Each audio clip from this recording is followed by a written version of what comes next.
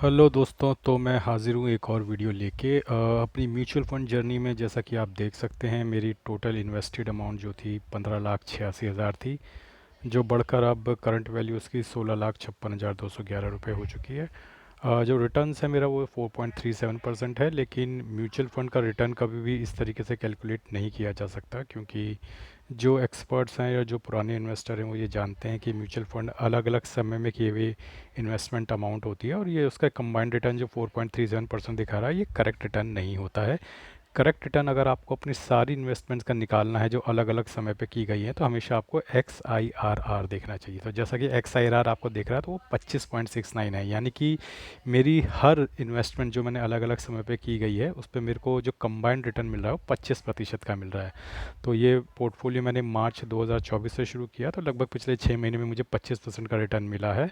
और x I R are, हमेशा x I R are पे कॉन्सेंट्रेट करना चाहिए जब भी आप म्यूचुअल फंड पोर्टफोलियो का अपना रिटर्न देखें, ना कि टोटल रिटर्न्स पे। तो एक्स आई आर आर पे हमेशा ध्यान रखना है ये। तो बात करते हैं मेरे पोर्टफोलियो की। मेरे पोर्टफोलियो में कॉन स्मॉल कैप फंड है, जिसमें 1,87,000 मैंने इन्वेस्ट किए हैं, 2,15,000 उसकी वैल्यू है। सबसे बड़ा फंड मेरा यही है। और इसकी बात करें तो इसने लगभग 14.7% का मुझे रिटर्न दे रखा है। और उसके बाद मोतीलाल ओसवाल है, उसने मुझे 9,000, लगभग 10,000 रुपये का रिटर्न दे रखा है। 5.2% का रिटर्न है।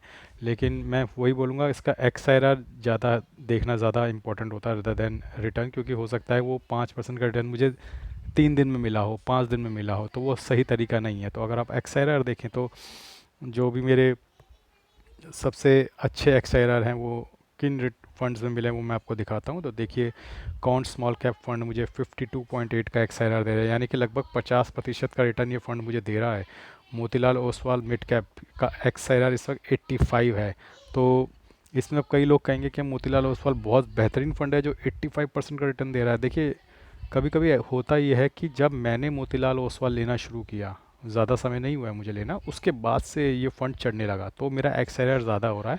तो 85 एक्स आई आर बहुत ज़्यादा होता है। मुझे लगता है कि लॉन्ग पीरियड ऑफ टाइम में ये इतना मेंटेन नहीं कर पाएगा, ये नीचे आ जाएगा।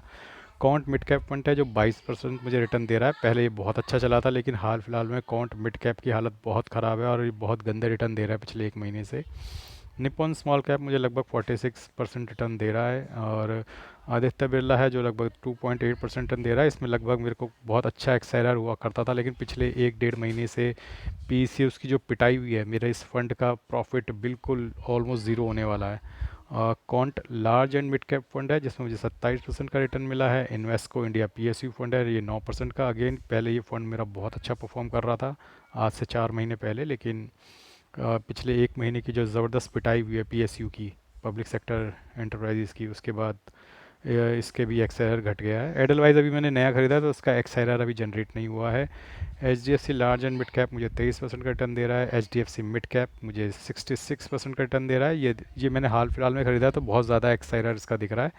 तो इतना परसेंट रिटर्न एक्चुअली में होता नहीं है। तो जस्ट ये समझिए कि मैंने इन्वेस्ट किया, उसके बाद से बढ़ना शुरू हो गया, तो ज़्यादा दिख रहा है।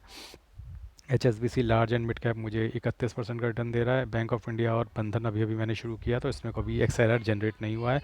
Motilal Oswal B S C enhance value है 12% का रिटर्न। क्वांट इंफ्रास्ट्रक्चर 8% का return. Motilal Oswal Nifty India defence fund, ये जी सबसे मोटा नुकसान वाला फंड मेरा यही है, डिफेंस का। 51% का एक्स आई आर मेरा नेगेटिव में इसमें जा रहा है। भारत 22 आई सी आई सी पोटेंशियल 18% का रिटर्न। बंधन कोर और टाटा स्मॉल कैप अभी शुरू किए हैं।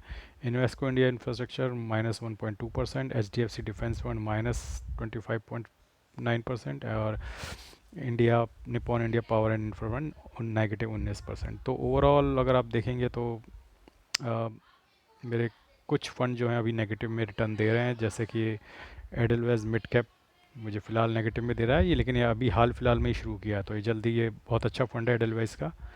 और Motilal Oswal Nifty defence fund ये काफ़ी समय से अंडर परफॉर्म कर रहा है। डिफेंस का सेक्टर ये सभी जानते हैं।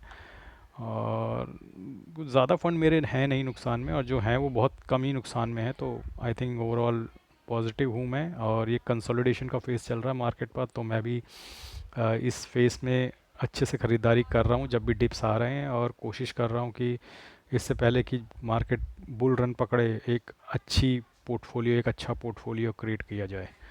तो आज के लिए बस इतना ही, फिर मिलते हैं अगले वीडियो में।